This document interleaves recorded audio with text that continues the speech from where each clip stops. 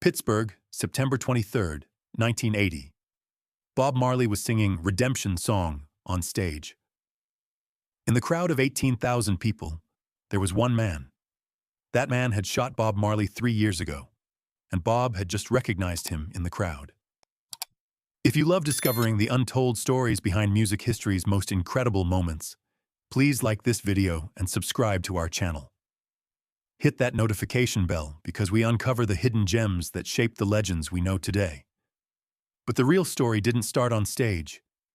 It started the moment that man froze when he saw Bob, because that man didn't think Bob Marley was still alive. To understand what happened that night in Pittsburgh, we need to go back exactly 3 years. December 3rd, 1977, Kingston, Jamaica, Hope Road. Vincent Cole was 24 years old. He had dreadlocks, believed in Rastafari, and grew up listening to Bob Marley's music. But that night, Vincent Cole stood outside Bob Marley's house holding a gun.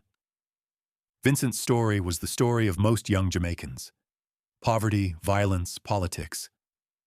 Kingston's streets were divided between two political parties, the People's National Party and the Jamaica Labour Party. Every neighborhood belonged to one side. And if you were born in the wrong neighborhood, you had no choice. You had to fight. Vincent belonged to the JLP side, not because he believed in them, but because he was born there. At 16, they gave him a gun. Protect yourself, they said. But protect yourself quickly became shoot the other side. His older brother Marcus had been killed in a political raid when Vincent was just 14. Shot in the street like a dog. Nobody was arrested. Nobody cared. That's when Vincent learned that in Kingston, you either fought or you died.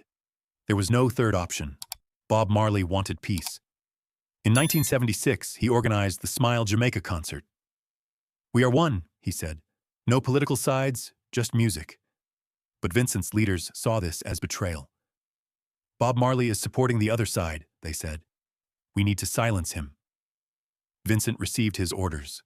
Kill Bob Marley. He didn't want to do it. The night before, Vincent sat in his small room, listening to No Woman, No Cry on his broken record player. He remembered being 12 years old, dancing with his mother to this song. She had died 2 years ago, heart attack, but Vincent knew it was really a broken heart. Too much death, too much violence. She just gave up. "How can I kill the man who gave my mother joy?" Vincent asked his commander. The answer was simple. "You do it, or we kill your little sister." Vincent had a 10-year-old sister, Amara. She was the only family he had left.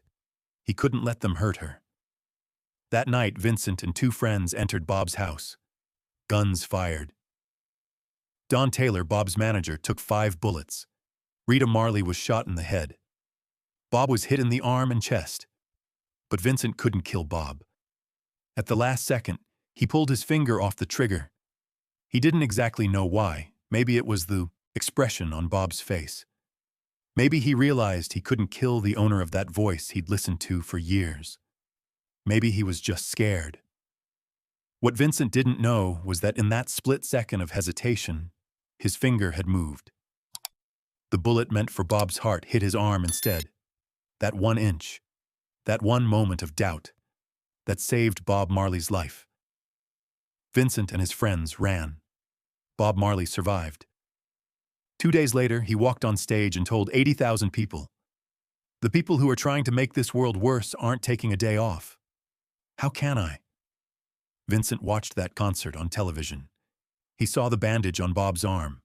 He saw the bleeding wound. And for the first time, he truly understood what he had done. He couldn't sleep that night. He couldn't sleep for weeks. His commanders were furious. "You failed," they told him. "You're useless." But they didn't kill him. They had bigger problems. The political violence was escalating. People were dying every day. Vincent took his sister and ran. He stole money from his commander's safe, bought 2 plane tickets, and fled to America. To Pittsburgh, where his aunt lived. She took them in, asked no questions. 3 years passed. Vincent worked construction during the day, helped his sister with homework at night. Amara was 13 now, thriving in school, dreaming of becoming a teacher. She knew nothing about what Vincent had done in Jamaica. He wanted to keep it that way. But Vincent was haunted. Every night he saw Bob Marley's face in his dreams. That look, that moment, his finger on the trigger. He started drinking to sleep, started avoiding mirrors because he couldn't stand his own reflection. And then one day, in a random newspaper, he saw an ad. Bob Marley and the Wailers, Pittsburgh Civic Arena, September 23, 1980. Vincent's heart stopped. Bob Marley was coming to Pittsburgh, to his city, to the place where Vincent was hiding. At first, he decided not to go. Too dangerous. But then he thought, maybe this was a sign. Maybe he needed to do this. He didn't know what he needed to do, but he had to go. His aunt noticed the change in him. "Vincent, what's wrong?" she asked. "You haven't been yourself lately." "I need to face something," Vincent told her. "Something I've been running from." Vincent bought a ticket, far from the stage where he could disappear into the crowd. Section 214, last rows. Nobody would notice him. When September 23, 1980 arrived, Vincent walked into that arena. His hands were shaking, his stomach was churning. People around him were dancing, laughing, singing, but Vincent was frozen. When Bob walked on stage, Vincent's eyes filled with tears. 3 years later, Bob was still there, still alive, still singing. What Vincent couldn't do hadn't stopped Bob. But Vincent noticed something. Bob looked different, thinner, tired. There was something in his eyes that hadn't been there before. Pain. Vincent didn't know it yet. But Bob was dying. The cancer was already spreading through his body. Bob sang Exodus, jamming. No woman, no cry. And Vincent cried. Silently, in the dark, where nobody could see him cry. When No Woman, No Cry played, Vincent remembered his mother, remembered dancing with her, remembered the joy Bob's music had brought to her short, difficult life. Then Bob picked up his acoustic guitar and began playing Redemption Song. That acoustic guitar, that soft voice. Emancipate yourselves from mental slavery. None but ourselves can free our minds. When Vincent heard those words, something broke inside him. Mental slavery. Freeing yourself. For 3 years he'd been in chains. Chains of guilt. Chains of fear. Chains of the past. And right at that moment, Bob paused his singing. His eyes scanned the crowd. And stopped. He looked at Vincent. Among 18,000 people in the back rows of a dark arena, Bob Marley saw Vincent Cole. Impossible. But it happened. Bob's fingers stopped on the guitar strings. He leaned into the microphone. "Wait," he said. "Everybody wait." The music slowed. The crowd began to quiet. People looked at each other. What was happening? Bob walked to the edge of the stage. His eyes were still on Vincent. "Section 214, Bob said. "Last row, the man in the blue shirt."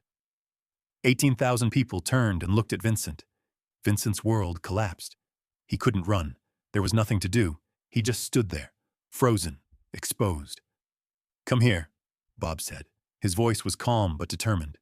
"Please, come to the stage." Vincent shook his head. "No," he whispered. But no sound came out. "Brother," Bob said, softer this time. "I see you. I know you. Come here." Security guards began moving toward Vincent, but not aggressively, to help. People formed a corridor, and Vincent, as if in a dream, began to walk. Every step was torture. Everyone was looking at him.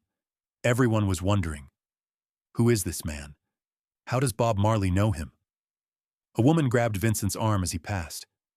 "Are you okay?" she asked, concerned. Vincent couldn't answer. He just kept walking. When Vincent reached the stage, his legs were shaking. Bob walked toward him. The two men stood face to face. Bob looked into Vincent's eyes, and Vincent saw something he never expected. Not anger, not hatred, compassion. "What's your name, brother?" Bob asked quietly. "Vincent," he whispered. "Vincent Cole." Bob nodded slowly. "Vincent, do you remember me?" Vincent's throat tightened. Yes. Do you remember what you did? Tears streamed down Vincent's face. Yes. I'm sorry.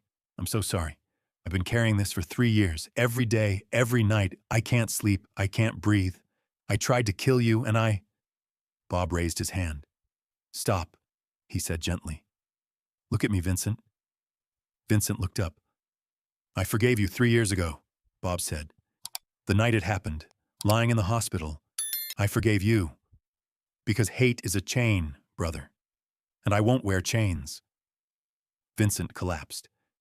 Right there on stage in front of 18,000 people. He fell to his knees and sobbed.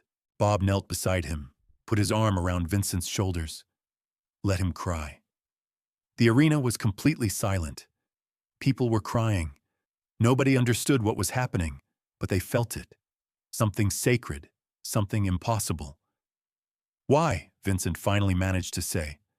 Why would you forgive me? Bob smiled softly. Because unforgiveness is poison, Vincent. It kills the one who holds it, not the one it's meant for.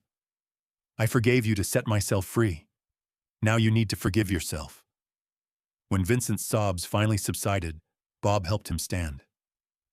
Vincent, Bob said, I want you to do something for me. Anything, Vincent whispered. Sing with me. What? Redemption song. Sing it with me.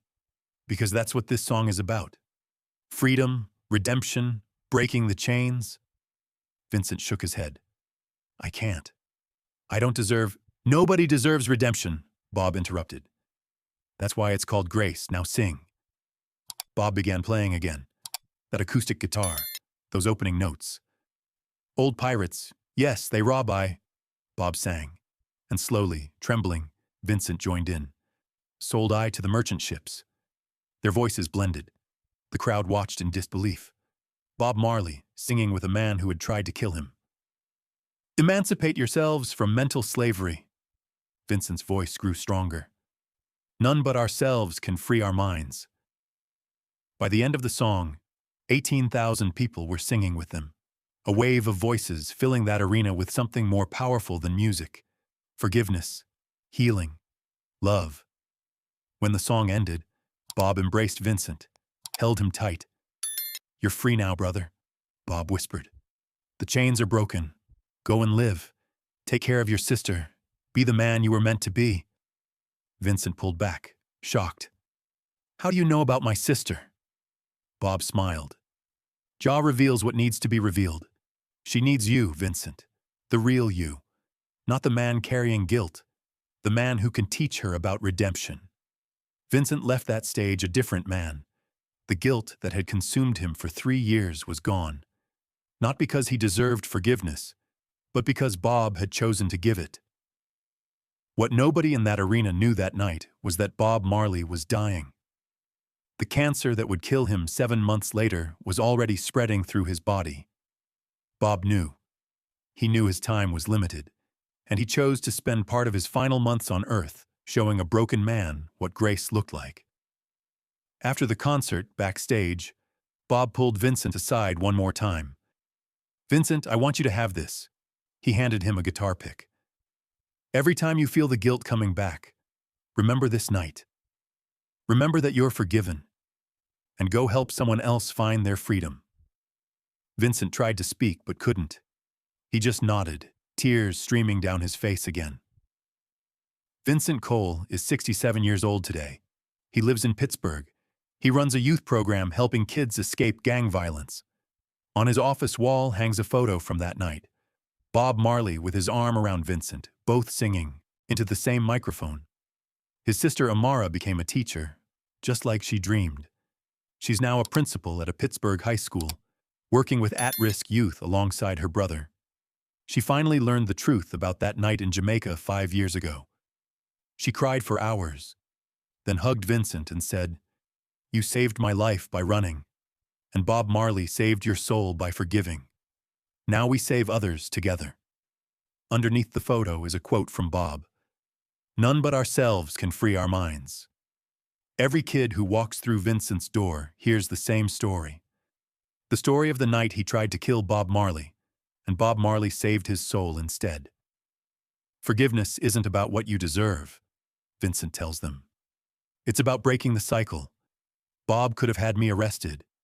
He could have let hate win, but he chose love, and that choice changed everything. Bob Marley died on May 11, 1981,